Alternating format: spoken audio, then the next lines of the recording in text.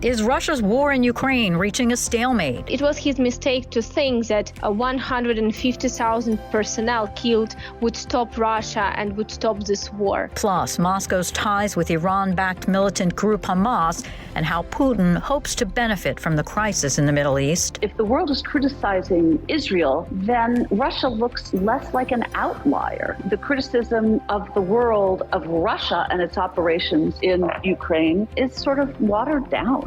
And later in the program, the daunting task of demining in Ukraine in what's expected to take many, many years. Today is Thursday, November 2nd. From the Voice of America, this is Flashpoint Ukraine.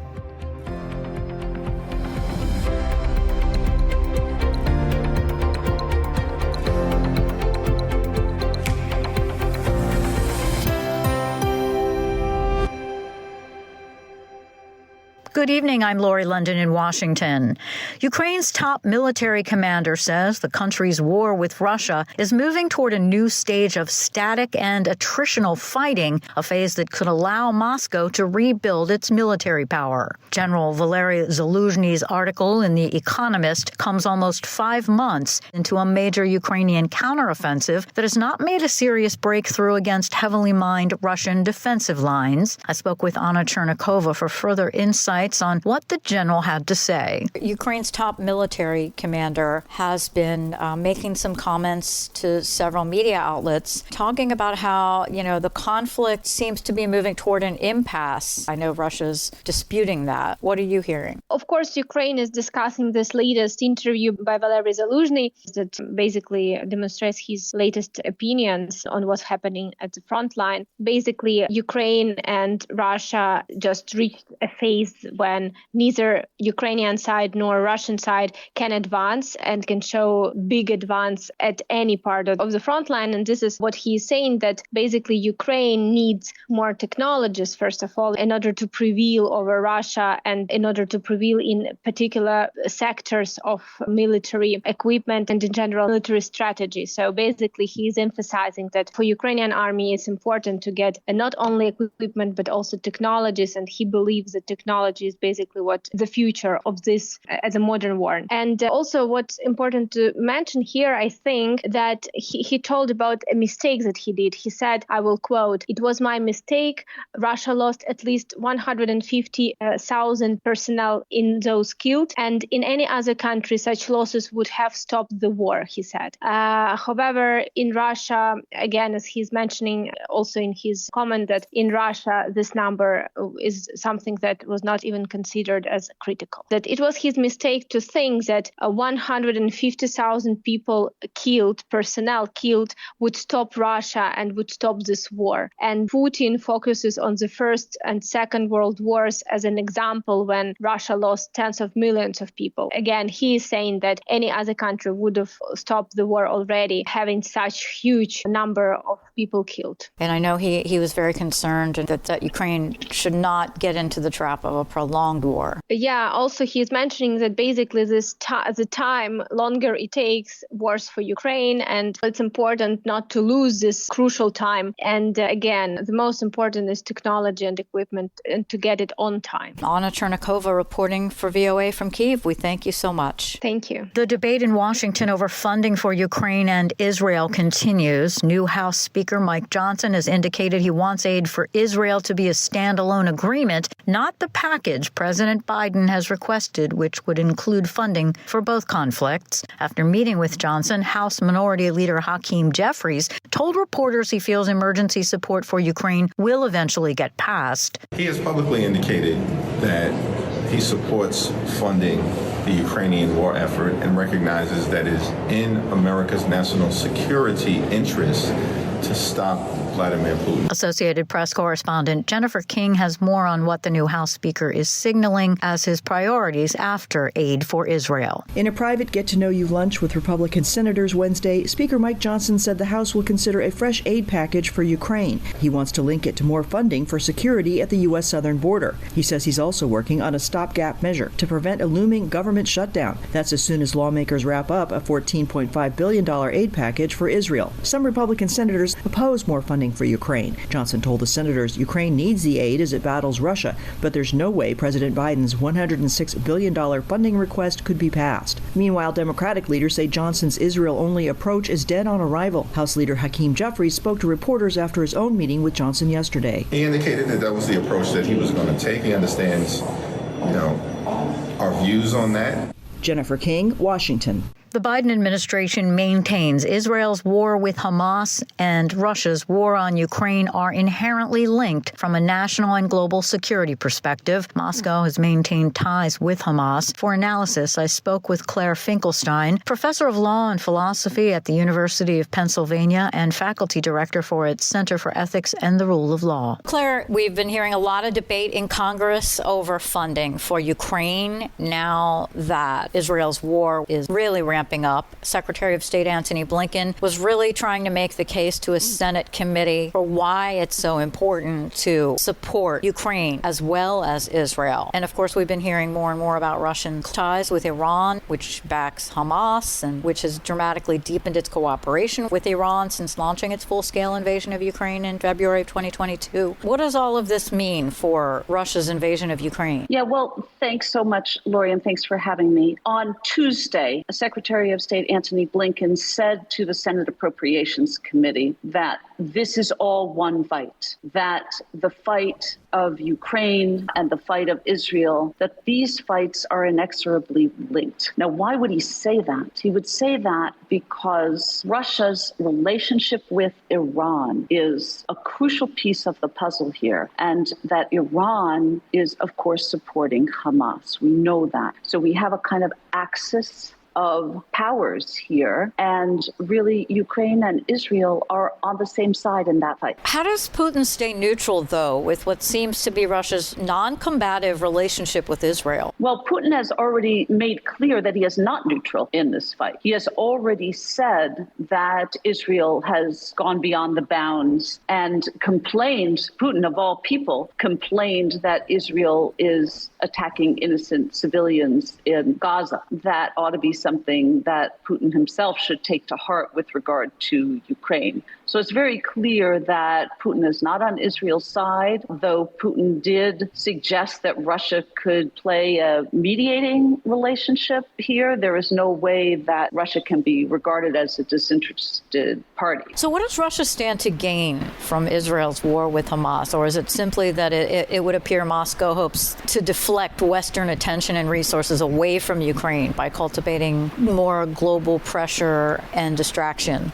I think you're absolutely right that there's a distraction factor here, that Putin may be hoping that the world stops paying attention to the Ukraine fight. But I think there's something else, which is Israel is, of course, very, very frequently criticized for its treatment of Palestinians. It's very heavily criticized right now for its operations in Gaza. And the self-defense message is very often not understood, the fact that Hamas uses human shields, etc. And Putin gains a great deal from this, because if the world is criticizing Israel, then Russia looks less like an outlier. The criticism of the world of Russia and its operations in Ukraine is sort of watered down. So what are the implications globally if Congress does not continue to approve funding for Ukraine? It's looking a little bit less bleak, but what would you say would be the global implications if we do not continue to support Ukraine? As came out very clearly in the testimony before the Appropriations Committee on Tuesday,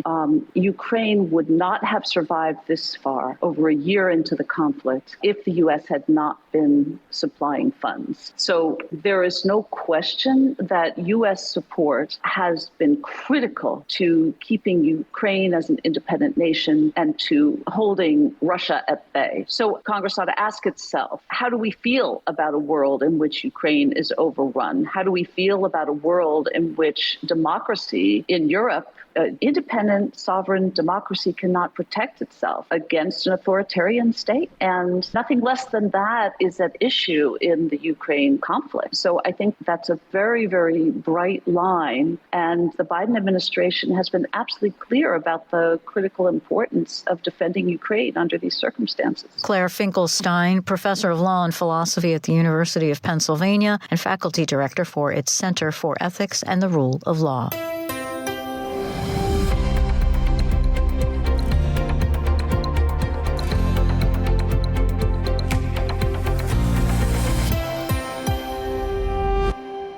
You're listening to VOA's Flashpoint Ukraine. I'm Lori London. Clearing hidden explosives across Ukraine is critical to its war efforts and its future. Ukraine is the most heavily mined country in the world, and it will take years to address. I spoke with VOA Eastern Europe Bureau Chief Miroslava Gongadze in Ukraine on what she learned and witnessed in a recent visit to a demining site. Demining is a critical issue across the country, one that is a problem that will probably be lingering for decades. It's a painful challenge. Tell us about what your experience was, where you went, and what you saw. First, Lori, I would like to say that Kharkiv region that we visited in the last couple of days right now is the very dangerous area at northern east of Ukraine, bordering Russia. And right now, for the past few weeks, the Russian forces have been conducting intensive shelling of Kharkiv region. And the night we went there, Russian troops actually launched a serious missile attack. It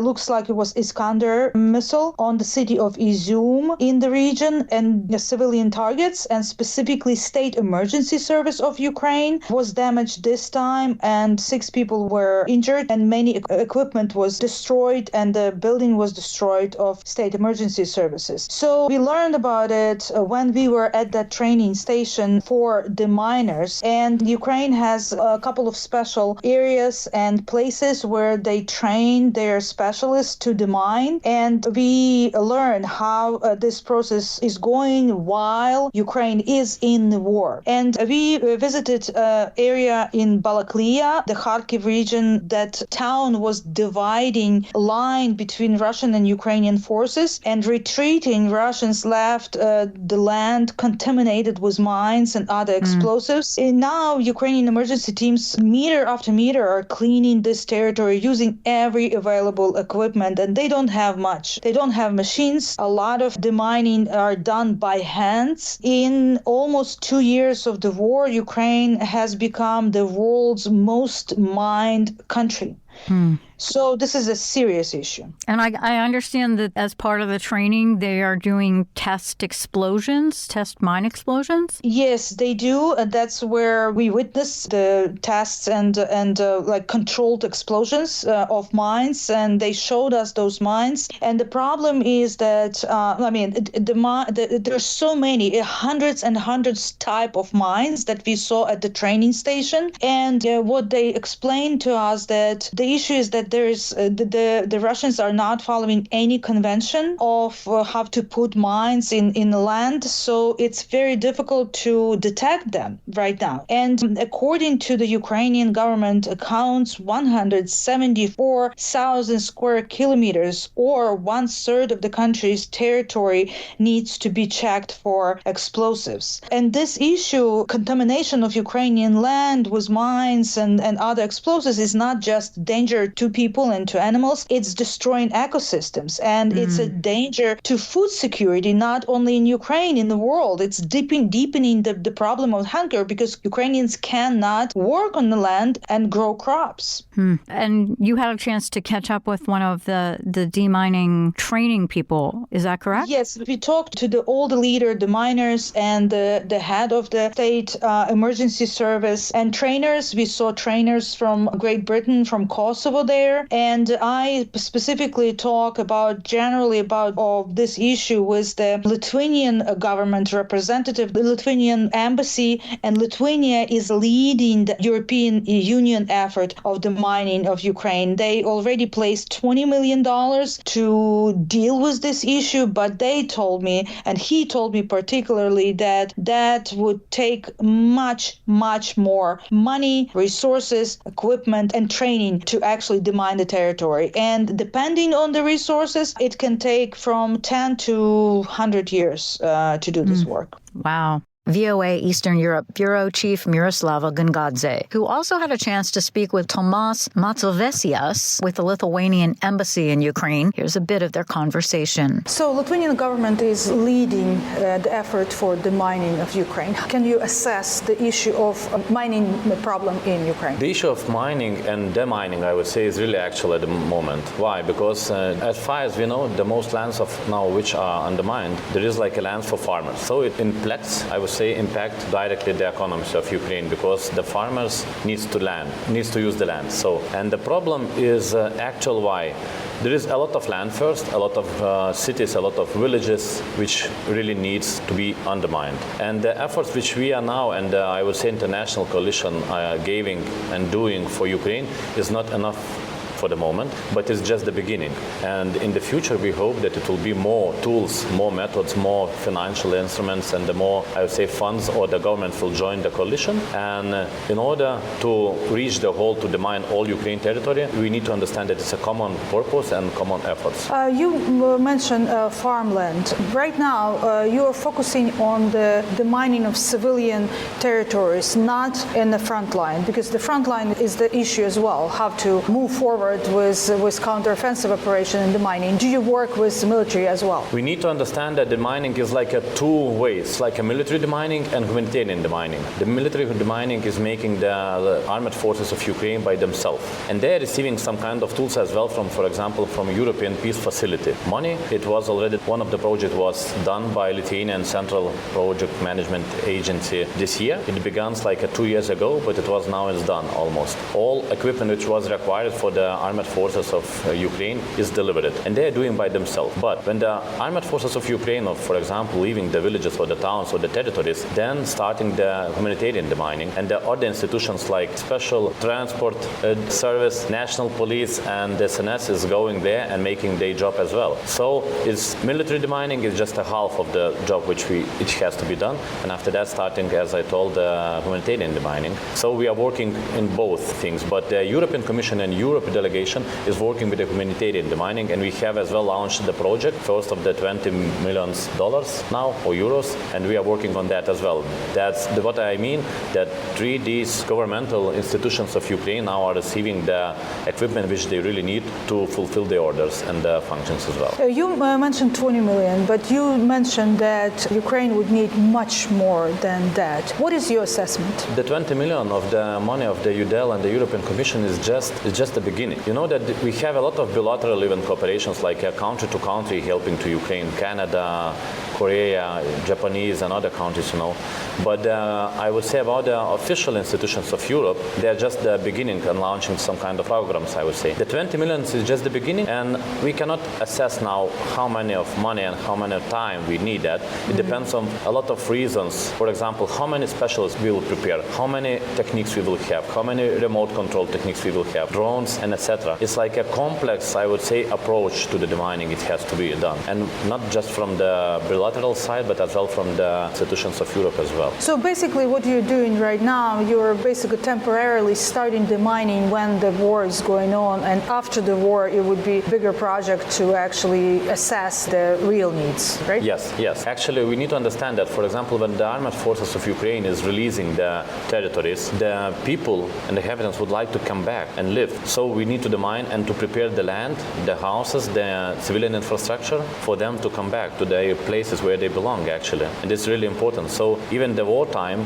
we cannot like say that we will start the mining process after the war. We need to do it now because the life is going on here, and the life didn't stop, and the war cannot stop that. So the process, and I would say money and the equipment needs to be bought now, because the problem is that we can have a money, but for example, some kind of equipment we cannot just buy in the market because it's not enough in the market, international market at all. So we need to wait, for example, from 1 year to 1.5 years in order to build up that equipment, because it's a really special one. And what is the specifics of this war may be different from the other wars in terms of mining? Actually, the equipment, we need to understand that it became from the personal equipment first, that for example, when the guy is starting and doing by himself, like from the hands, from all kind of communication things, from all kind of the metal detectors, and after that we are raising up a little bit to some kind of smarter equipment, I would say, drones which can flow and look where the mine is, how to detect them, and after that the docking machines. The docking machines is I would say, the most sophisticated things, and it's like most heavy to receive it, because there are not a lot of company in the world or Europe which